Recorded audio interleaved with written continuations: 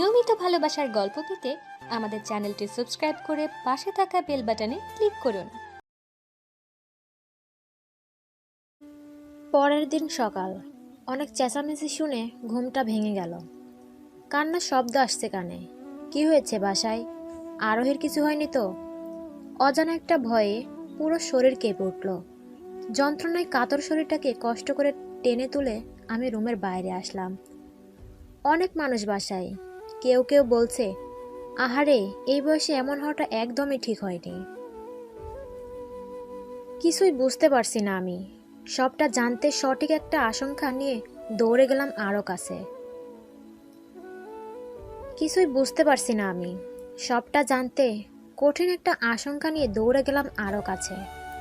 কিন্তু গিয়ে যেটা দেখলাম সেটা দেখার জন্য আমি একদমই প্রস্তুত ছিলাম না। চারিদিকটা আমার অন্ধকার হয়ে গেল। ফ্যানের পাখার সাথে ঝুলে আছে রোজার নিথর দেহ। চোখ দুটো যেন এখনো কত কথা বলছে। আমি এটা মেনে নিতে পারছি না। আমার মাথার ভিতরে চক্কর দিয়ে উঠল। আরোহী দৌড়ে এসে আমাকে জাপটে ধরল। নিমিষেই যেন সবটা পাল্টে গেল। আমাকে সব রকম বিপদ থেকে রক্ষা করবে বলে মনোবল বাড়ানোর সাহসী মেয়েটাও এখন একটি লাশে পরিণত হয়ে আছে। পুলিশ রোজার দেহটাকে নামিয়ে নিয়ে যাচ্ছে। এমন পরিস্থিতিতে আমার ঠিক কতটা কষ্ট পাওয়া উচিত ছিল আমি জানি না। তবে এই মুহূর্তে আমি মেনে নিতে চাচ্ছি না রোজা আত্মহত্যা করেছে। ওর মতো সাহসী, বুদ্ধিমতী একটা মেয়ে হাজার সমস্যার সম্মুখীন হওয়ার ক্ষমতা রাখে। এই কয়টা দিনে অন্তত এটা আমি বুঝতে পেরেছি। তাছাড়া ওর জীবনে কষ্টকর কখনো অধ্যায় থাকলে ও আমাকে নিশ্চয়ই সেটা শেয়ার করত। না, রোজা আত্মহত্যা করতে পারে না। নিশ্চয়ই এর পেছনে অন্য কোনো রহস্য আছে। আর সেই রহস্যটা আমি খুব শীঘ্রই খুঁজে বের করব। রোজার মৃতদেহ গাড়িতে ওঠানোর মুহূর্তে হঠাৎ আমি রোজার হাতের নখের ভিতরে কিছু একটা শুকনো রক্ত লক্ষ্য করলাম। ব্যাপারটা খটকা লাগলো। রোজা তো ফাঁসি দিয়েছিল, তাহলে ওর নখের ভিতরে রক্ত আসবে কোথা থেকে? যদি ধরেও নেই শেষ মুহূর্তে ও নিজেকে বাঁচানোর ব্যর্থ চেষ্টা করেছিল, তাহলে নিশ্চয়ই ওর গলায় কোনো আঁচড়ের দাগ থাকবে। হ্যাঁ, আমাকে একটা দেখতেই হবে। ভাবা মাত্র আমি দৌড়ে গেলাম গাড়ির কাছে।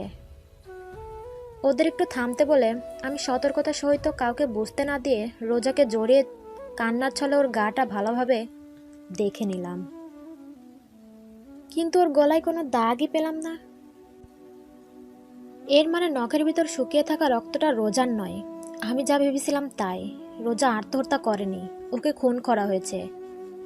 যদি এটা সত্যি হয় তাহলে আমার আগে বের করতে হবে নখের ভিতরে শুকিয়ে থাকা রক্তটা কার।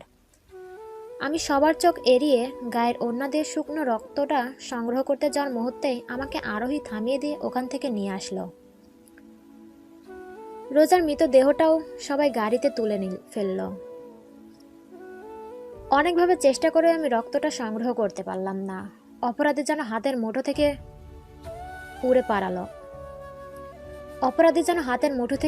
উড়ে পালালো। রোজা যেই রুমটায় থাকতো সেই রুমটা এখন পুলিশের সংরক্ষণে। আমি চাইলেও আমি ওই রুমে গিয়ে কোনো প্রমাণ সংগ্রহ করতে পারছি না। পোস্টমর্টেম রিপোর্টের অপেক্ষা করা ছাড়া কোনো উপায় নেই।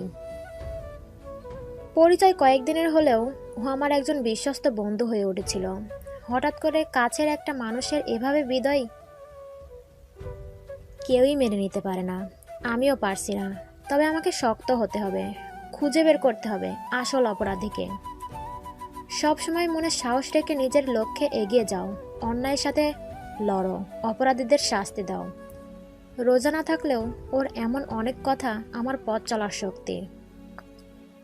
যতদিন না অপরাধীকে খুঁজে বের করতে পারছি ততদিন আমার অন্য কোনো লক্ষ্য নেই। অপেক্ষার অবসার ঘটল। একদিন পরেই পোস্টমর্টেম রিপোর্ট চলে আসলো। রিপোর্টটি দেখে আমি চমকে উঠলাম। নিজের চোখকে বিশ্বাস করতে পারছি না। এটা কি করে সম্ভব? রোজা 3 মাসের অন্তঃসত্ত্বা ছিল। আমি রিপোর্টটা ভালোভাবে ঘেঁটে দেখেও কোথাও কোনো সেই রক্তের কথা লেখা দেখলাম না। রিপোর্টে স্পষ্ট লেখা আছে এটা সুসাইড কেস। সকলের ধারণা অবৈধ সম্পর্কে জড়িয়ে প্রেগনেন্ট হয়ে যায় রোজা। তারপর প্রেমিক না মেনে নেওয়ায় লজ্জায় ও অপমানে ভয়ে আত্মহত্যা করে সে। কিন্তু আমি জানি সবটাই মিথ্যা। রোজার না তো ছিল কোনো অবৈধ সম্পর্ক, আর না তো ছিল সে প্রেগনেন্ট। সবটাই সুন্দর করে সাজানো এক প্ল্যান। এই পোস্টমর্টেম রিপোর্টটাও ফেক, কিন্তু আমার কথার সত্যতা প্রমাণ করার জন্য যথেষ্ট প্রমাণ আমার কাছে নেই। তাই এখন চুপ থাকাই আমার কাছে ঠিক মনে হলো। তবে আমি নিজের কাছে নিজের কাজ প্রতিজ্ঞা করলাম, সব প্রমাণ সংগ্রহ করে রোজার নামে এই মিথ্যা অপবাদ আমি দূর করবই। সাথে এসবের পিছনে যাদের হাত আছে তাদের কঠিন থেকে কঠিনতম শাস্তি আমি নিজ হাতে দেব। দুপুর গড়িয়ে বিকেল হয়ে এলো। আমার যা ননদ দুজনেই ছাদে হাঁটতে গিয়েছে। আরোহী ঘুম, আর শুভও বাসায় নেই। এই সুযোগটা আমি মিস করতে চাইলাম না। আমি ধীরে ধীরে রোজার রুমে গেলাম। যে করেই হোক আজ একটা না একটা প্রমাণ আমাকে জোগাড় করতেই হবে। অনেক খোঁজাখোঁজির পরেও কোনো প্রমাণ পেলাম না। তবে একটা জিনিস বুঝতে পারছি, এই খুনটা একা কারো পক্ষে সম্ভব নয়। একটা মৃতদেহ টেনে তুলে ফ্যানের সাথে ঝুলিয়ে দেওয়া এটা অতটা সহজ নয়। খুনি অবশ্যই একাধিক, কিন্তু কে বা কারা করতে পারে এমন রোজার সাথে? শুভ করেনি তো? যেই করুক তাকে তো আমি খুঁজে বের করবই, এবং সেটা খুব শীঘ্রই। এসব ভাবার মাঝে হঠাৎ করে আমার জানালার দিকে চোখ গেল। চোখ পড়তে কাউকে দৌড়ে পালিয়ে যেতে দেখলাম। তার মানে কেউ আমাকে ফলো করছিল। খুনটা তাহলে নিশ্চয়ই আমাদের মধ্যে কেউ একজন করেছে। উফ, আর ভাবতে পারছি না। আমি কোনো প্রমাণ না পেয়ে হতাশ হয়ে আর এক পাহাড় প্রশ্ন মাথায় নিয়ে রুম থেকে বের হয়ে গেলাম। রুমে আসতে দেখলাম বিছানার উপর শুভ বসে আছে, কিন্তু ও তো বাইরে ছিল। তাহলে যে আমাকে ফলো করছিল সে শুভ নয় তো? যদি শুভ রোজার হত্যাকারী হয়ে থাকে মিস্টার শুভ, তাহলে আজ থেকেই তোমার ধ্বংসের শুরু গুনতে থাকো। কথাগুলো মনের মধ্যে চেপে রাখলাম। তবে খুব শীঘ্রই সেই সময়টা আসবে যখন তার ধ্বংসটা আমি নিজ হাতে দেখিয়ে দেব। দুর্বল শরীরে একটু সবলতা আনতে আমি বাথরুমে ঢুকলাম শাওয়ার নিতে। দীর্ঘ সময় ধরে আজ শাওয়ার নিলাম। শরীরের ক্লান্তি কিছুটা দূর হলেও মনের ক্লান্তিটা কি এত সহজে দূর করা যায়? আমি বাথরুম থেকে ফিরে ড্রেসিং টেবিলের সামনে দাঁড়িয়ে চুলগুলো শুকাতে লাগলাম। হঠাৎ আমার চোখ ড্রেসিং টেবিলের চাপা রাখা একটা কাগজের দিকে আটকে গেল। হাতে নিয়ে বুঝতে পারলাম এটা একটা চিঠি। এখানে চিঠি কে রাখবে? আমি তাড়াতাড়ি করে চিঠিটি খুলে পড়তে শুরু করলাম। যেমন আছে তেমনই থাকো, বেশি উড়তে যেও না। ভুলে যেও না তোমার একটা ছোট বোন আছে, হাসপাতালে ভর্তি বাবা আছে। অসুস্থ বাবা আছে। সে নিশ্চয়তা দেবে। কে নিশ্চয়তা দেবে যে রোজার মতো তাদের সাথে কিছু হবে না? চিঠিটা পড়ে আমার পুরো শরীর কাঁপতে লাগলো। অপরাধী জেনে গিয়েছে রোজা যে খুন হয়েছে সেটা আমি বুঝতে পেরেছি। তাই তো সে আমার উপর নজর রাখছে। চিঠিটা পড়ে একরকম নিরুপায় হয়ে গেলাম। ঠিকই তো, আমার একটা ছোট বোন আছে। খুনিটা তার সাথে কোনো ক্ষতি করবে না তার নিশ্চয়তা কি? কিন্তু ভয় পেয়ে আমি পিছুপা হয়ে গিয়ে রোজার সাথে হওয়া অন্যায়টার কথা ভুলে যেতে পারি না। প্রতিজ্ঞা যখন করেছি তখন বাধা পার করে রোজার সাথে ঘটে যাওয়া সবকিছুর প্রতিশোধ আমিই নেব। তবে এবার একটু সাবধানে সব করতে হবে। অপরাধী ভাববে আমি ভয় পেয়ে চুপ হয়ে গেছি, আর আমাকে তার ভাবনার সাথে তাল মিলিয়ে আগাতে হবে। নিশ্চুপ সন্ধ্যা, তবুও প্রকৃতি যেন এই নিশ্চুপ ভাষাকেই কত কথা বলছে। প্রকৃতির চুপিসারে বলা কথা আমাকে মনে করিয়ে দিচ্ছে অবির সাথে কাটানো মুহূর্তগুলো। সময় কত নিষ্ঠুর, তাই না? আমাকে না দেখে যে একদিনও থাকতে পারতো না, সে আজ দিনের পর দিন কথা না বলে বেশ কাটিয়ে দিচ্ছে। চোখ থেকে দুপোটা পানি গড়িয়ে পড়ল। একটু কাশি দিয়ে হাতে 2 কাপ কফি নিয়ে ব্যালকনিতে আসলো আরোহী। 1 কাপ আমাকে দিয়ে কাপে চুমু দিয়ে বলতে লাগলো, চোখের পানিটা মুছে ফেলো আপু। তোমাকে কাঁদতে দেখলে আমার ভালো লাগে না। ছোট থেকেই তোমাকে সংগ্রাম করে বড় হতে দেখেছি, যে কোনো সমস্যা থেকে পালাতে দেখিনি।